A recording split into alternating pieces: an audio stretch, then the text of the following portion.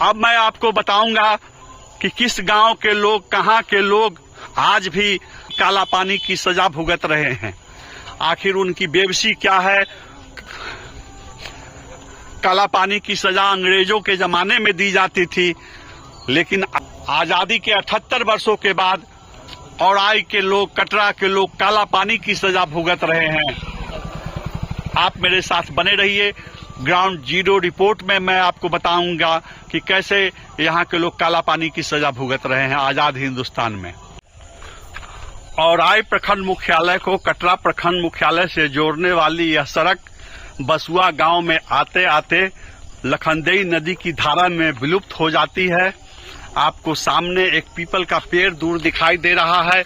यह सड़क वहां निकलती थी, वहां जाकर यह सड़क निकलती थी, लेकिन अब स्थिति यह है पूरी की पूरी सड़क लखनदेई नदी में समाहित हो चुकी है। हर साल तबाही मचाती है। अगले 15 दिनों के बाद जब इसमें पानी आएगा, जब इसमें बाढ़ आएगी, तो फिर इसके दोनों किनारे भयंकर तबाही मचेगी।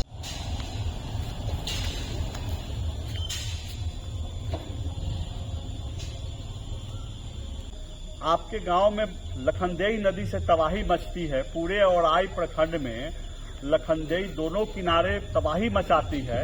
क्या वजह है? उसका कारण है आगे पुलिस गेट हो जाना, जो बंद कर दिया जाता है बाढ़ के समय। बाढ़ के समय बंद कर दिया जाता है। उसके बाद क्या क्या आप लोग झेलते हैं, जरा बताइए। सभी जगह पानी हो जाता है, विद्यालय तक पानी चला आता है, रोड पर पानी रहता है, लोगों के लिए चलना दुभर हो जाता है।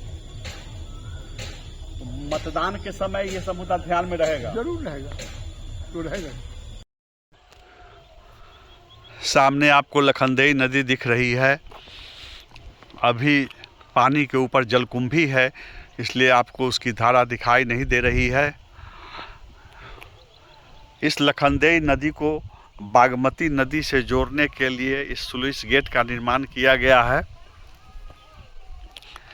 लेकिन जब बाढ़ आती है तो लखनदेई नदी में भी आती है और बागमती नदी में भी आती है।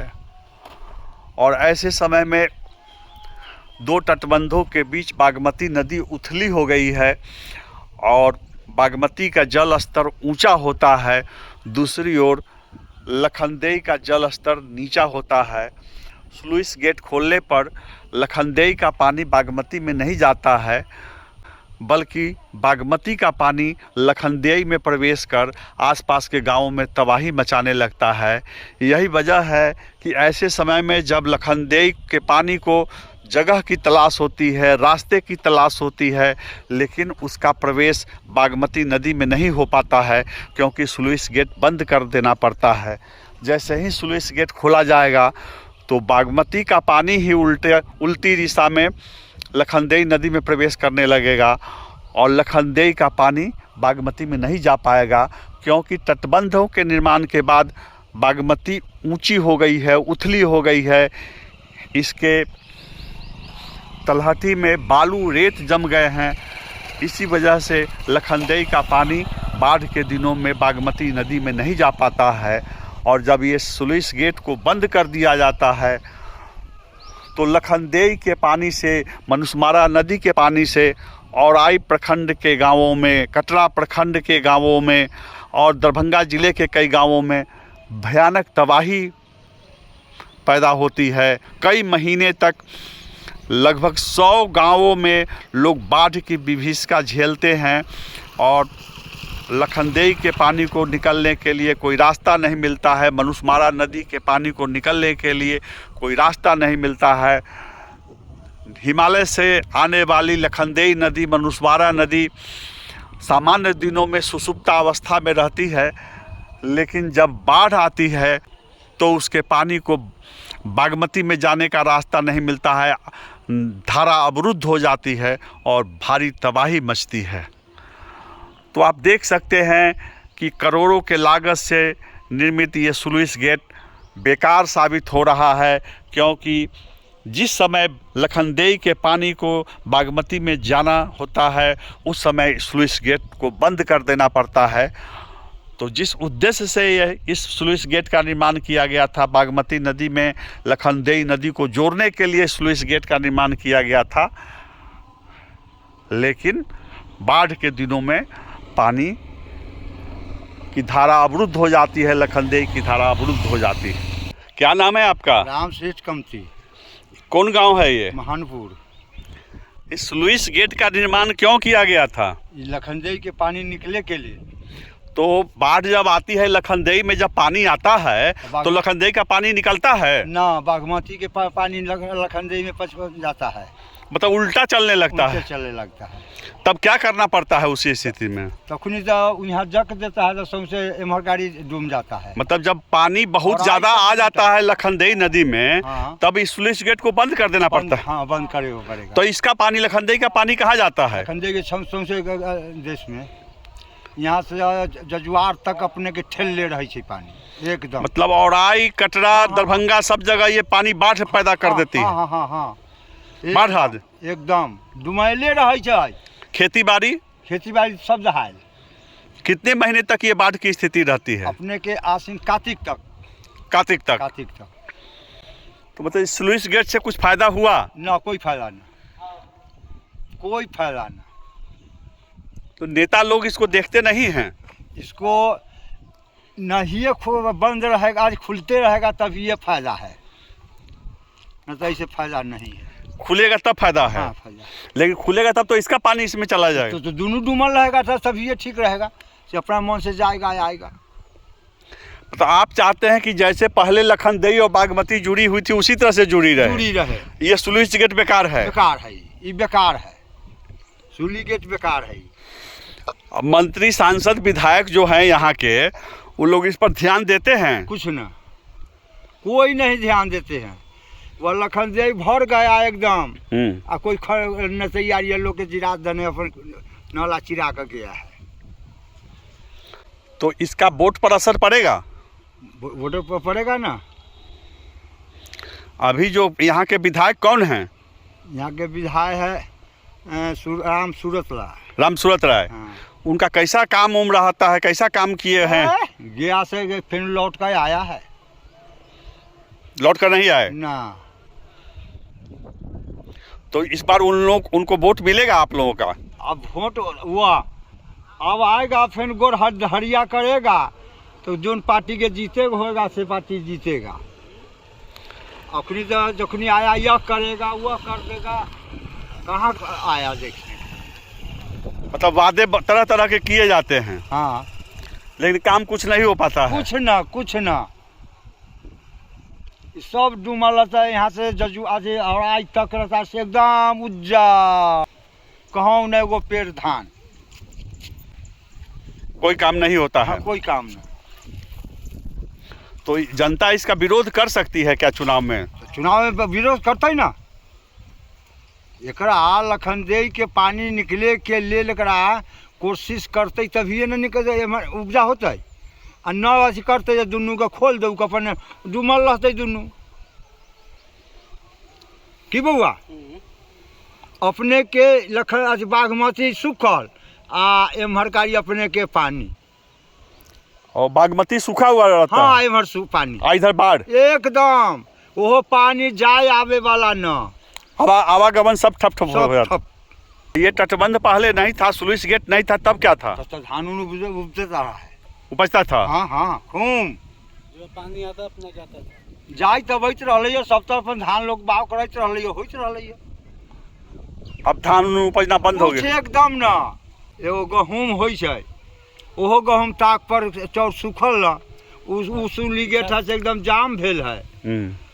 ये है चालू है, यहो अंत में खोललक, तनका खोल देलक, पानी बहाइत अपने के सीरा वाला पानी है। हम अभी खड़े हैं थरवा पंचायत के अम्बेडकर नगर स्लुइस गेट के सामने। ये जो काला पानी आप देख रहे हैं, ये मनुस्मारा नदी का पानी है।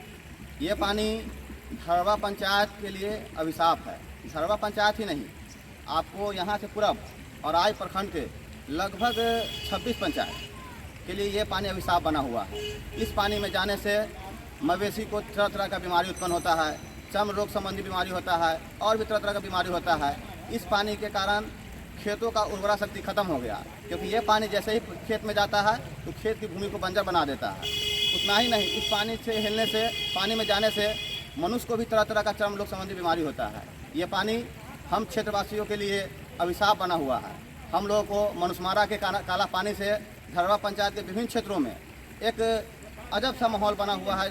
न मवेशी सही से रह पा रहा है, मवेशी के लिए चारा नहीं हो पा रहा है, न खेती के लिए सही से फसल उपज पा रहे हैं। इसलिए हम लोग को काला पानी से, इस मनुष्यमारा के पानी से निजात चाहिए। मैं सरकार से आग्रह करूंगा कि मनुष्यमारा नदी का पानी जो धरवा पंचायत के विभिन्न क्षेत्रों में जाकर के अपना तबाही मचाता है, उससे हम लोगों को निजात मिलना चाहिए। मैं संतोष पासवान पेशे से अधिवक्ता हूँ और प्रखंड पुलिस सूत्री का सदस्य। लखनदेई नदी जो पूरे परी से आता है, परी यानी सीतामढ़ी के बाद जो हमारा मुजफ्फरपुर शुरू होता है, वहाँ से जो दूषित पानी आ रहा है रीगा चीनी मिल का, उसका इनसे 10 साल में क्वेश्चन नहीं उठ सका। एक भी विकास का काम पूरे प्रखंड का इन्होंने नहीं किया, न ही विधानसभा में क्वेश्चन उठाया। अच्छा, अगर मान लीजिए कि उनकी जगह पर भाजपा किसी दूसरे को यादव प्रत्याशी बना दिया जाए भाजपा की ओर से, तब क्या होगा? अपने क्षेत्रीय किसी को बनाएगी जिसका नाम अच्छा होगा, अच्छे चरित्र होंगे कार्य करने में, तो उनके बारे में सोचेगी, वरना बड़ी मुश्किल है डगर पनखट की। कोई भी आएगा तो बहुत दिक्कत होगा। ये जो पगडंडी आप देख रहे हैं, यह कटरा से औराई को जोड़ने वाली मुख्य सड़क है।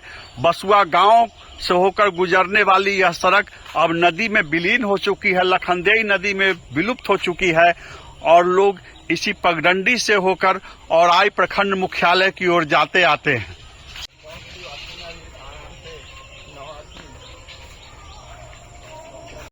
यहाँ सड़क जो है नदी में मिल जाता है, जब बाढ़ आता है ना, हाँ। तो ये सब विलीन हो जाता है, सड़क वगैरह सब, और उलझ के पानी चलता है। ये तो इसका तटबंध टूट गया हुआ है, टूटा हुआ है तटबंध, जो कि इस साल भी नहीं बना सका। यह नदी जो है लखनदेई, यह रास्ता भटक गई है। भटकने का तात्पर्य ये है, जो बागमती नदी यहाँ से आगे जाके बागमती का तटबंध है, उस तटबंध पे सुलिस गेट बना दिया है। बागमती नदी इससे ऊपर है, उसको रोक दिया जाता है, इसकी जलधारा रुक जाती है और चारों तरफ का जो नदी का जो इस लखनदेई का जो तटबंध है वो टूट जाता है और तबाही मचा देती है।